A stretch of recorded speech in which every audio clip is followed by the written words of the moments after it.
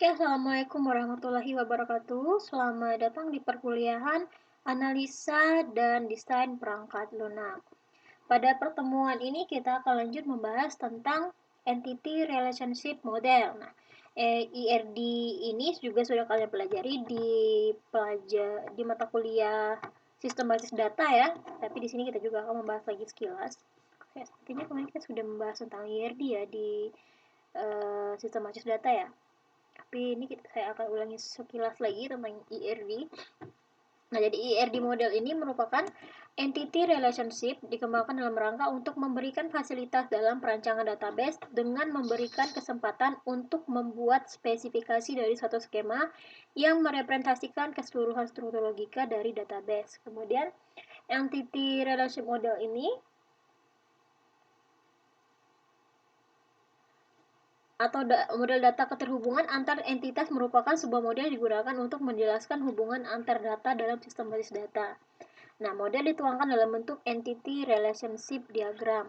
Nah, kemudian komponen dalam IR ada entitas, relasi, atribut, dan kardinalitas. Nah, ini ada untuk entitas. Nah, entitas itu adalah sebuah objek yang keberadaannya dapat dibedakan terhadap objek lain. Objek ya, kita membedakan objek satu dengan objek lain, itu entitas. Objek satu dengan objek yang lain itu entitas. Kemudian merupakan objek yang memiliki beberapa atribut, bukan seorang user dari sistem, bukan sebuah output dari sistem, atau contohnya adalah laporan. Nah, entitas ini digambarkan dalam bentuk persegi panjang dengan tabel yang menunjukkan nama entitas. Umumnya berupa kata benda tunggal. Entitas dapat berupa orang, benda, tempat, kejadian, konsep. Nah, ini untuk menggambarkan entitas itu menggunakan persegi panjang ya. Nah, persegi panjang. Ini ada contohnya untuk entitas mahasiswa, yaitu orang ya. Mahasiswa itu entitasnya mahasiswa. Berarti kita dapat membedakan antara mahasiswa satu dengan mahasiswa lainnya gitu. Nah, kemudian ada jenis entitas. Nah, jenis entitas ini ada entitas kuat yang keberadaannya tidak tergantung dengan entitas lain atau dari entitas lain dan mempunyai primary key sebagai unique identifier. Kemudian digambarkan dengan persegi 4 dengan garis tunggal. Nah, di sini dilihat ada entitas karyawan. Entitas karyawan ini kita gambarkan dengan persegi panjang dengan garis tunggal karena dia merupakan entitas kuat. Kenapa entitas kuat? Dia tidak bergantung dengan entitas lain. Jadi dia ini berdiri sendiri ya dan mempunyai primary key yaitu sebagai unique identifier. Nah, sebagai pembeda antara karyawan satu dengan karyawan lainnya. Jadi misalnya kita seperti kalian nih mahasiswa. Nah, mahasiswa itu kan mempunyai NIM. Nah, NIM ini dijadikan sebagai primary key. Kenapa? Karena setiap mahasiswa hanya mempunyai satu NIM. Jadi tidak akan terjadi redundansi data. Nah, jadi tidak akan duplikasi data, redundansi. Nah, jadi dapat digunakan kalau kita menggunakan nama ataupun alamat. Nama dan alamat ini bisa dimiliki oleh dua orang yang sama, seperti nama Rido Alamsyah misalnya. Bisa jadi ada Rido Alamsyah yang lain gitu. Sedangkan untuk NIM ini hanya ada satu NIM satu mahasiswa gitu. Jadi kita menggunakan yang paling unik untuk sebagai pembedanya ya. Nah, kemudian ada entitas lemah, yaitu entitas yang tidak memiliki primary key dan keberadaan entitas lemah bergantung pada eksistensinya dalam sebuah relasi terhadap entitas lainnya. Bergantung pada entitas kuat atau tidak dapat berdiri sendiri. Nah, berarti tadi kalau entitas kuat ini dia bisa berdiri sendiri dan di entitas lemah ini dia tidak dapat berdiri sendiri atau dia bergantung kepada entitas kuat. Nah, entitas lemah ini digambarkan dengan persegi panjang dengan garis double. Nah, di sini kita lihat. Nah, ada payment ya. Kemudian discriminator key atau partial key adalah atribut-atribut yang dapat membedakan entitas-entitas yang terdapat di himpunan entitas lemah. Ini discriminator key-nya. Kemudian, primary key pada himpunan entitas lemah ada dua, yaitu primary key dari entitas kuat yang berelasi dan discriminator key parsialnya. Kemudian, di sini ada lihat ada payment number itu adalah discriminator himpunan entitas paymentnya. Kemudian ada primary key untuk payment yaitu loan number atau payment number. Nah, jadi kita bisa lihat ya. Di sini ada loan, kemudian ada relasinya itu loan payment, kemudian ada payment. Ini entitas lemah karena dia bergantung ke loan gitu. Jadi payment dan loan payment ini tidak akan terjadi kalau tidak ada aktivitas di loan ini gitu. Nah, misalnya contoh lainnya ya, misalnya secara sederhananya aja, ini ada barang, nah, kemudian ada pemesanan, dan sini ada nota. Nah, nota ini akan muncul kalau sudah terjadi pemesanan barang di ini entitas pemesanan ini misalnya. Dan nah, kemudian ada payment number ini, misalnya ini nota ya, ini nota. Nah, berarti inilah nomor nota dari pemesanan barang tersebut. Nah, kemudian ini ada relasinya. Lalu ada payment amount, ada payment date, ada payment number. Ini sebagai diskriminator payment number atau diskriminator dari himpunan entitas payment dari sini. Nah, kemudian selanjutnya ada entitas asosiatif. Ini harusnya ada garis. Nah, kemudian entitas asosiatif ini merupakan entitas yang mempunyai atribut dan merupakan relationship, merupakan penghubung entitas bersama. Kapan sebaiknya relationship dengan atribut menjadi sebuah associative entity? Nah, sebuah relationship pada associative entity harus many, berarti banyak. Lalu associative entity ini bisa mempunyai arti tidak terikat pada entity lain.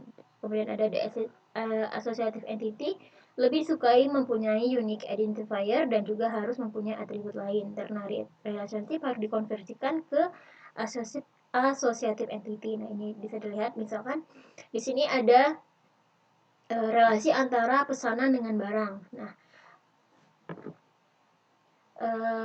ada relasi isi. Nah, relasi isi ini, nah relasi ini dapat menjadi sebuah entitas baru. Nah, kalau pada database itu misalnya ada tabel, kalau saya nyebutnya tabel bayangan sih, tabel bayangan. Jadi tabel ini akan terbentuk saat terjadi relasi antara pesanan dan barang gitu. Jadi tabel penampung dari relasi ini dia jadi tabel baru seperti itu. Jadi ada terkadang yang seperti ini kan, antara customer dengan pesanan itu ada relasi tapi dia tidak menjadi sebuah entitas baru atau menjadi database baru. Nah, sedangkan ini dia akan menjadi entitas asosiatif, yaitu dia akan menjadi entitas baru yang berasal dari hubungan antara dua entitas. Nah, kemudian ada atribut. Atribut ini merupakan sifat atau karakteristik yang melekat dalam sebuah entitas. Nah, contohnya ini ada entitas mahasiswa dengan ada NIM-nya atribut. Nah, atribut itu digambarkan dalam bentuk elips ya. Jangan sampai salah, jangan bentuknya seperti diskriminator pada IRG yang seperti ini. Jangan juga bulat. Nah, bentuknya elips. Seperti ini, elips. Nah, kemudian di sini kita lihat ada mahasiswa dengan atributnya NIM. Nah, atribut yang lain misalnya seperti nama. Kemudian ada alamat. Nah, itu ya. Jadi karakteristik atau sifat yang melekat pada sebuah entitas gitu. Nah, ini ada mobil, ada nomor mobil, nama mobil, sisinya gitu. Kemudian ada tipe-tipe atribut. Yang pertama ada atribut sederhana, yaitu atribut yang terdiri atas komponen tunggal yang tidak dapat dibagi menjadi komponen yang lebih kecil. Seperti atribut jenis kendaraan, merek, nomor STNK, nomor mesin pada entitas kendaraan. Nah, kemudian ada atribut komposit. Nah, atribut komposit ini adalah atribut yang dapat dibagi dalam beberapa bagian. Atribut yang terdiri atas beberapa komponen independen dapat berdiri sendiri. Nah, contohnya ini ada atribut alamat pada entitas pelanggan. Kan ada Jalan Veteran nomor 8 Malang 65145. Nah, jadi atribut ini dapat kita pecah menjadi jalan, nanti isinya ini, kemudian ada kota dan kode pos dipecah. Nah, kalau misalkan yang ini tadi kan nomor STNK tidak bisa dipecah. Nomor mesin juga tidak dapat dipecah menjadi beberapa bagian dan jenis kendaraan juga tidak bisa dipecah apalagi merek gitu ya. Nah, sedangkan untuk alamat itu bisa dipecah. Nah, atau contoh lainnya untuk nama. Nah, nama ini kan ada nama depan, nama tengah, dan nama akhir. Nah, ini untuk nama. Nama itu bisa menjadi satu aja nama, menjadi komposit, atribut komposit, atau menjadi dipecah menjadi 3 seperti ini. Nah, itu untuk contoh atribut kompositnya. Kemudian selanjutnya ada Single valued and multi-valued attribute. Nah, single valued dan ini merupakan atribut yang memuat nilai tunggal. Contohnya atribut nama pada entitas pelanggan. Setiap pelanggan hanya punya satu nama. Nah, jadi satu atribut mempunyai nilai tunggal, atau misalkan contoh lainnya tuh pelanggan punya jenis kelamin, satu jenis kelamin kan, tentu saja punya satu jenis kelamin gitu, atau mempunyai tahun lahir, tanggal lahir. Nah, sedangkan ada multi value atribut yang mempunyai berapa nilai. Nah, contohnya adalah nomor telepon pada entitas pelanggan, atau anak, misalkan seorang pegawai punya berapa anak gitu, kan anaknya bisa berapa, ada sampai 3 gitu. Seperti itu juga untuk nomor telepon. Kalau yang single ini tadi kan dia hanya mempunyai nilai tunggal. Untuk satu nama, satu pelanggan gitu ya. Nah, kemudian ada derivate atribut, yaitu atribut turunan, menyatakan suatu nilai yang berkaitan dengan atribut-atribut lain. Atribut yang diperoleh dari pengolahan dari atribut lain yang berhubungan. Contohnya, atribut masa studi yang diperoleh dari tanggal lulus dikurangi tanggal daftar. Oke, ini contohnya untuk mendapatkan masa studi. Atau contoh lainnya untuk mendapatkan umur. Nah, umur ini kan kita bisa dapatkan dari tahun lahir, tahun sekarang dikurang tahun lahir. Nah, itu mendapatkan umur. Nah, ini disebutnya derivate atribut atau atribut turunan. Kemudian ada mandatory dan non mandatory. Kalau mandatory ini atribut yang harus diisi atau tidak boleh kosong. Kemudian ada non mandatory, atribut yang boleh kosong. Contohnya misalnya untuk nama. Nama itu kan pasti harus diisi, atau NIM itu harus diisi. Sedangkan misalkan untuk apa yang tidak wajib diisi ya, alamat juga wajib. Misalkan untuk nomor telepon rumah, kan jarang juga ada punya telepon rumah ini tidak wajib diisi, tapi ada HP berarti diwajib diisi karena setiap orang pasti mempunyai nomor handphone gitu. Kemudian ada primary key, itu atribut yang mengidentifikasikan entitas secara unik. Setiap strong entity harus mempunyai primary key, jadi dia sebagai identitas sebuah atribut ya. Jadi setiap atribut itu, atribut yang kuat itu harus mempunyai sebuah primary key atau pembeda. Nah, kemudian jenis key ada super key, kandidat key, dan primary key. Nah, ini sebenarnya saat kita menentukan sebuah entitas, kita akan mencari sebuah akan mencari sebuah primary key. Nah,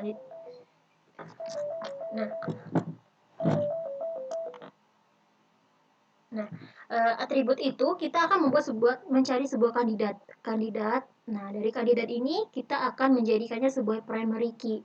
Nah, dari primary key ini misalkan masih ada kemungkinan terjadi duplikasi data. Jadi kita membuat sebuah super key yang memang yang memang dapat membedakan antara entitas satu dengan entitas lain, seperti itu. Nah, di sini ada relasi. Relasi adalah hubungan antara beberapa entitas. Derajat relasi menunjukkan banyaknya himpunan entitas yang saling berelasi. Kardinalitas relasi menggambarkan banyaknya jumlah maksimum entitas dapat berelasi dengan entitas pada himpunan entitas yang lain. Relasi dinyatakan dengan nama yang menunjukkan fungsinya. Contoh, memiliki yang menghubungkan entitas pelanggan dan kendaraan. Relasi dimungkinkan memiliki atribut. Kemudian relasi ini digambarkan dalam bentuk belah ketupat dengan label yang menunjukkan nama relasi, umumnya berupa kata kerja. Nah, kata kerja ya. Kemudian entitas-entitas yang terhubung dalam suatu relasi disebut partisipan. Nah, ini partisipan, relasi. Nah, di sini ada misalkan dosen. Nah, di sini ada relasinya, yaitu mengajar. Berarti di sini adalah dibacanya dosen mengajar mata kuliah. Gitu, relasinya adalah mengajar. Untuk membuat kardinalitas, oke, nggak apa-apa, nanti dibahas lagi. Untuk membuat kardinalitas, di sini kita bisa membuat kardinalitas misalnya satu dosen dapat mengajar banyak mata kuliah, jadi one to many. Atau banyak dosen mengajar banyak mata kuliah, atau bisa juga banyak dosen mengajar satu mata kuliah kalau dia team teaching gitu ya. Nah, kemudian ada jenis-jenis relasi, ada relasi biner, yaitu relasi yang berderajat 2 dinamakan relasi biner. Relasi yang melibatkan dua himpunan entitas. Berarti di sini ada dua entitas, yaitu entitas 1 dan entitas 2. Ini kalau ada dua hubungan disebutnya relasi biner. Nah, kalau misalkan yang 3 itu disebutnya relasi ternier atau ternary. Jadi dia ada 3 relasi seperti ini ya. Jadi ada klien mendaftar ke kantor cabang, kemudian klien mendaftarkan ke staff gitu. Bacanya 3, berarti menghubungkan antara 3 entitas. Kemudian ada relasi rekursif atau unary. Nah, ini berarti relasi ini dia merelasikan ke dirinya sendiri. Contohnya, misalnya di sini ada database dosen atau entitas dosen. Nah, pada entitas dosen ini kan banyak ada daftar beberapa dosen. Misalnya ada saya, Ibu Tiara, kemudian ada Pak Kusnadi. Nah, Pak Kusnadi ini menjadi seorang auditor. Berarti Pak Kusnadi ini kan melakukan audit ke entitas dosen sendiri karena dia pun berada di entitas dosen ini begitu. Nah, kemudian ada kardinalitas relasi, yaitu ada beberapa jenis, ada 1, 2, 3, 4, ada 4, ada one to one to many, many to many, many to many. Nah, untuk contohnya kita lihat di sini one to one berarti 1 ke 1, hubungannya entitas 1 ke 1. Kemudian ada one to many berarti 1 ke banyak. Ini banyak nih. Kemudian many to one berarti banyak ke 1. Kemudian ada many to many berarti banyak ke banyak. Nah, contohnya ada di sini kita lihat ada one to one berarti 1 orang pegawai memanage satu departemen. Ini 1 ke 1 ya. One to one. Kemudian many to one berarti banyak pegawai bekerja pada satu departemen. Nah, di sini lihat nih, banyak pegawai bekerja pada satu departemen. Banyaknya ada berapa? 4. Misalnya di sini bekerja pada 1 gitu ya. Kemudian ada many to many berarti banyak pegawai bekerja di banyak proyek. Berarti pegawai ini bisa di proyek 1, proyek 2, atau pegawai P3 ini bisa di atau proyek D3 bisa dihandle oleh pegawai 3 dan pegawai 4 seperti itu. Kemudian ada atribut pada relasi. Nah, di sini ada relasi juga bisa mempunyai sebuah atribut. Atributnya muncul karena adanya relasi. Contoh atribut pada relasi adalah atribut quantity yang ada pada relasi supply. Muncul karena supplier melakukan pasokan part pada project. Nah, di sini kita lihat ada 3 entitas yang terhubung dengan satu relasi yaitu supply. Nah, di sini kan ada relasi supply. Nah, relasi supply ini terdapat atribut quantity yaitu muncul karena adanya relasi. Jadi karena ada relasi antara supplier, part, dan project, maka akan muncul quantity atau banyaknya gitu ya.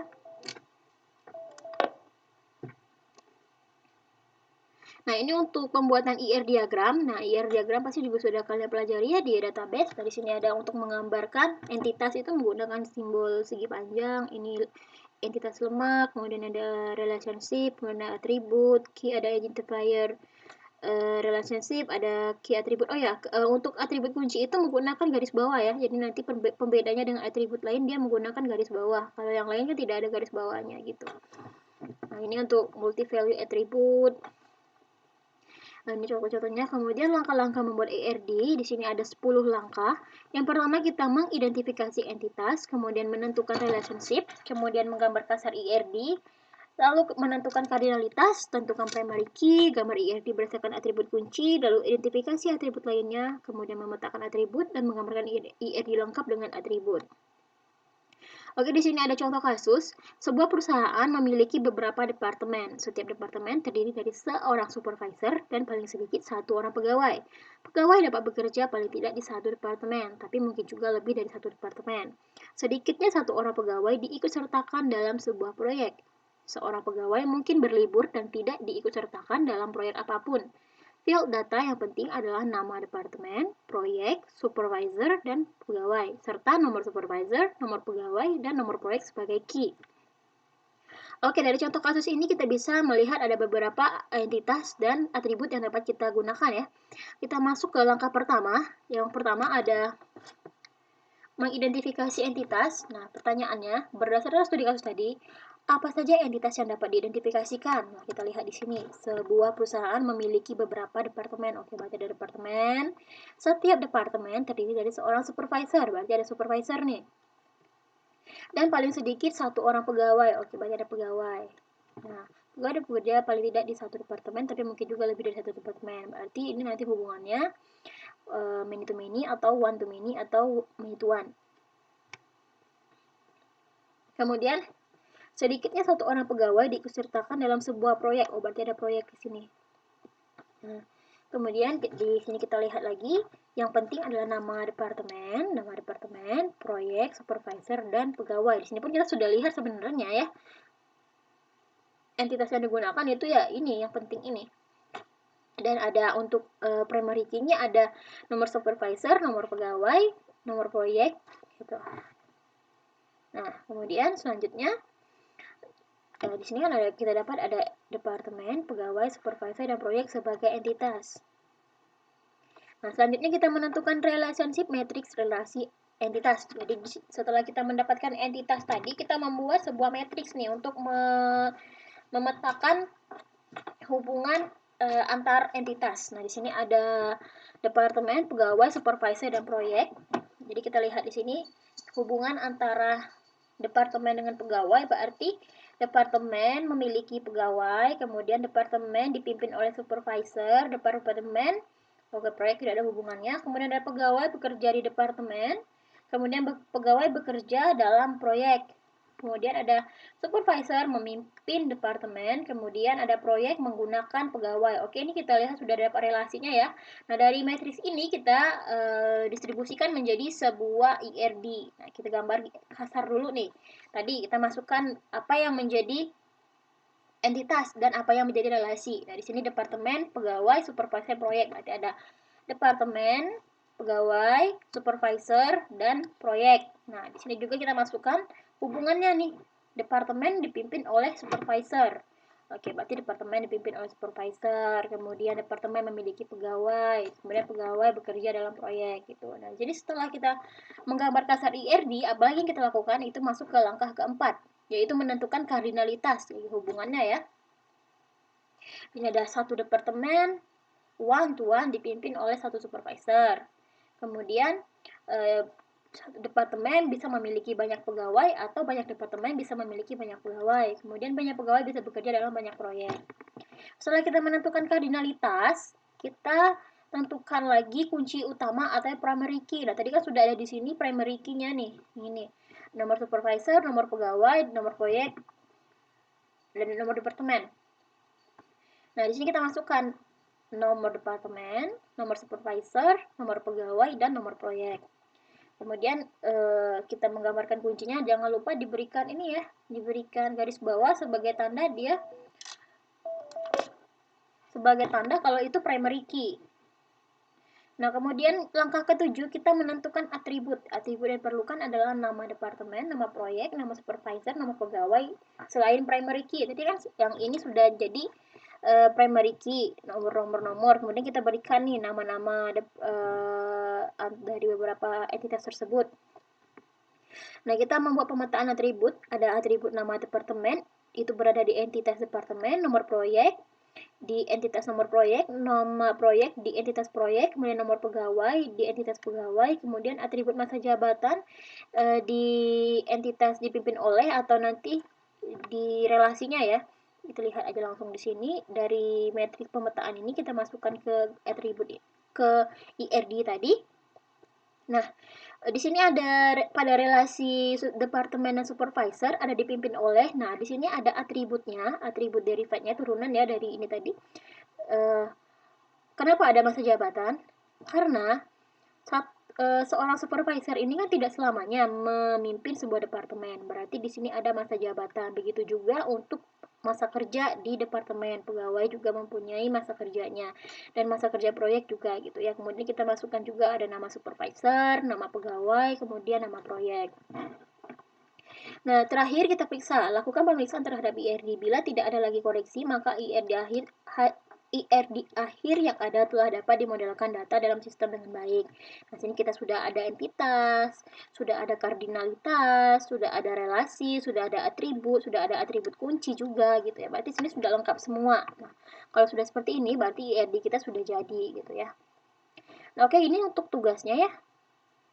Ini untuk tugas dikumpulkannya untuk minggu depan.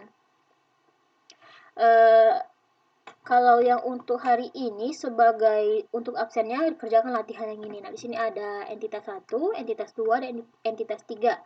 Di mana di sini ada entitas 1 mempunyai 5 atribut ya minimal minimal 5 atribut, minimal 5 atribut, kemudian di sini juga 5 atribut, ada 5 atribut, kemudian di relasinya itu minimal 2 atribut, dan di sini sudah saya tentukan untuk kardinalitasnya. Di sini ada one to many, many to many, kemudian ada one to one. Nah, silakan dibuat untuk latihannya ya. Contohnya tadi yang seperti satu orang pegawai bisa bekerja di banyak proyek, seperti itu. Ada banyak proyek bisa dikerjakan oleh banyak pegawai. Itu untuk relasi kardinalitasnya ya. Silakan dikerjakan latihannya. Saya buka absennya sampai pukul 6 ya. Oke, sekian materi hari ini. Oh, sebentar, kita coba untuk ke visionya dulu. Nah, ini untuk di visionya, kalau untuk membuat TRD, kita pilih dulu basic, kemudian kita pilih yang basic shapes. Nah, kalau untuk yang flowchart kan kita di flowchart, ini di basic shapes saja nanti di sini untuk memasukkan entitas ya. Kemudian ini ellipse sebagai atribut. Nah, atribut, kemudian ada misalnya ini ada relasi gitu. Nah, ya untuk konektor itu dia tidak ada panahnya ya, jadi garis aja karena dia penghubung bukan alir. Kalau flowchart kemarin kan ada panahnya ya karena dia alir. Nah, ini kalau di sini konektor dia tidak ada panahnya, jadi garis lurus aja. Begitu juga untuk yang di atributnya. Nanti dihubungkan seperti ini gitu. Nanti dirapikan gitu ya. Kalau bisa tuh garisnya lurus gitu. Oke, silakan dikerjakan latihannya. Ini materinya saya kirim ke Edmodo. Sekian pertemuan hari ini. Saya tutup. Terima kasih sudah mengikuti perkuliahan hari ini. Assalamualaikum warahmatullahi wabarakatuh.